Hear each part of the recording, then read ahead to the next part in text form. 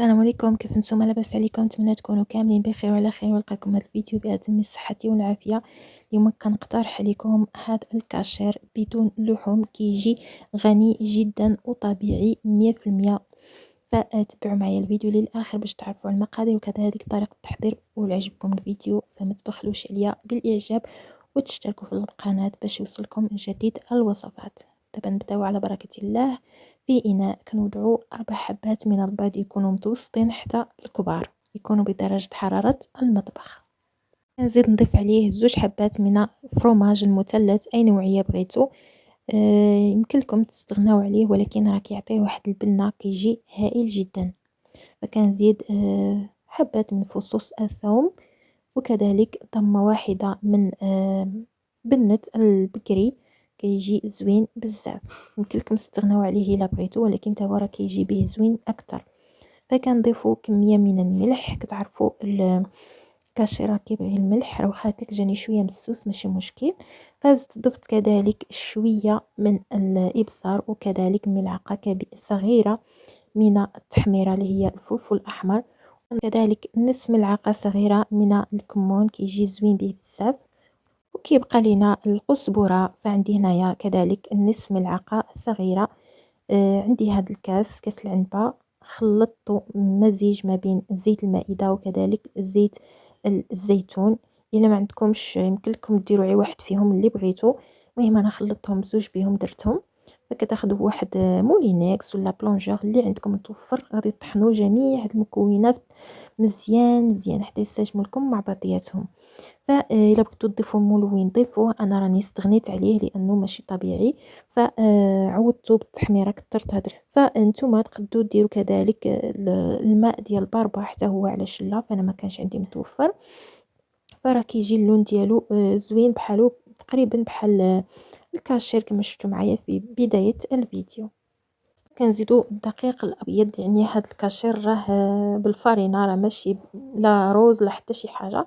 فكنفرغوا الكاس الاول كما شفتوا معايا، وكنبدا نخلط. تخلطوا بالطراب الكهربائي ولا بالخلاط اليدوي، كيبقى لكم الاختيار. نحتاجو في هاد الوصفه هذه 2 كؤوس فقط من كاس العنبه. كما شفتوا معايا الطريقه راه سهله وبسيطه. حاولوا ديروا بحال هاد النوع ديال المأكولات عندكم في الدار، لانه راكم عارفين شنو فيه المواد الخطيره اللي فيه. انا من نهار اللي شفت الكاشير فيه هذاك الريش ديال الدجاج وداك المنظر، صراحه عفتو وقلت والله ما نزيد ندخلو لداري. نديرو دائما نحضروا لوليداتي واخا عيب البيض والفرماج. صراحه التقاليه هذه صافي رانا جمعته بهذه الطريقه هذه. وغادي نحاول نديرو في هذا الفيلم اليمونتير، سرحته على الطول ديالو، وغادي نحاولوا نفرغوه بهذا الشكل هذا. كنحاول نجمع له الجنيبات ديالو كما كتشوفوا معايا. ما تخافوش، راه ما غادي يتسرب لكم ما والو. كتاخذوا واحد الجهه كتغلقوها مزيان، اين فوا كتوضعوا الفيلم اليمونتير على الجهه الاخرى راه كتسد لكم. سبحان الله، انايا ضغطت على ديك الجهه وبلعتها، وهاد الجهه حتى هي بنفس الطريقه غادي نجمعها. الطريقه ديال اللف ديال الكاشير راها يعني كتنوع وكتختلف.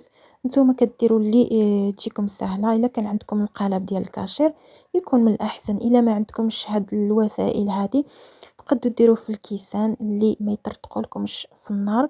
كدهنوهم بشويه ديال الزيت وكتفرغوا فيهم الكاشير ثلثين فقط، وكتزيدوا توضعوهم على البخار يطيبوا. يعني ما ديروهمش يتسلقوا.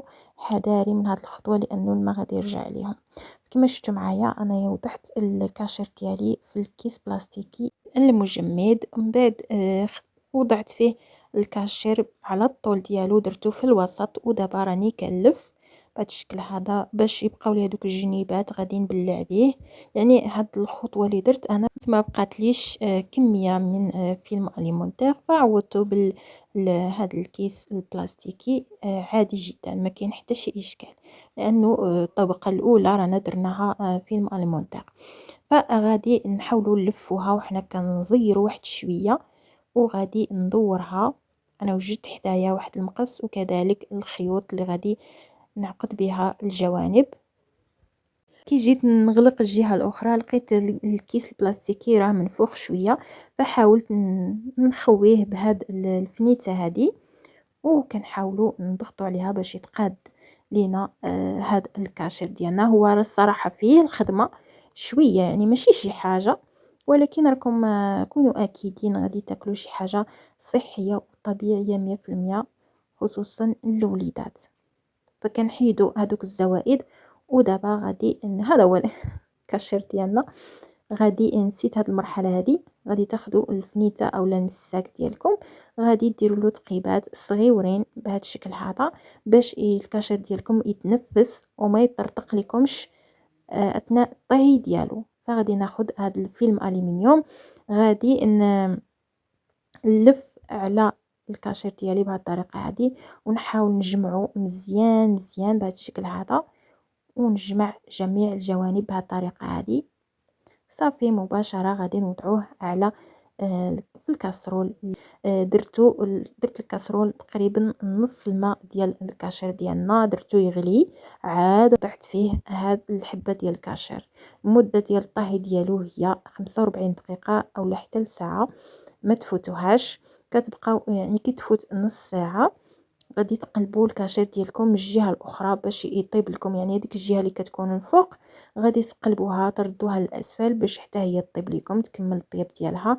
فكي تحسوا الكاشير ديالكم راه تنفخ مزيان مزيان وطاب وما بقاش الشكل ديالو كما كان في الاول، فغادي توضعوا فيه واحد الكوردون، الا شفتوه خرج هو هذاك، فصافي غادي تزولوه فوق البوطه، وغادي تحيدوه وتوضعوه على الصيل باش يبرد لكم بدرجة حرارة المطبخ، ومباشرة كتوضعوه في الثلاجة لمدة ديال 4 ساعات على الأقل.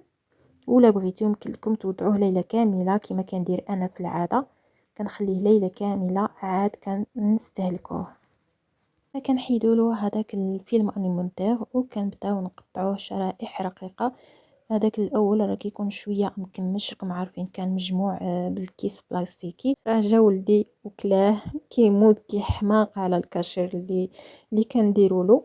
فطريقه التقطيع راه سهله جدا، كتقطعوه رقيق بالسكين عادي اولا ديال المنشار، كيكون هذا هو شكله النهائي، كيجي هائل وطبيعي 100%. نتمنى ان هذا الفيديو ينال اعجابكم. يلا دمتم في رعاية الله وحفظه، إلى فيديوهات مقبلة إن شاء الله. والسلام عليكم ورحمة الله.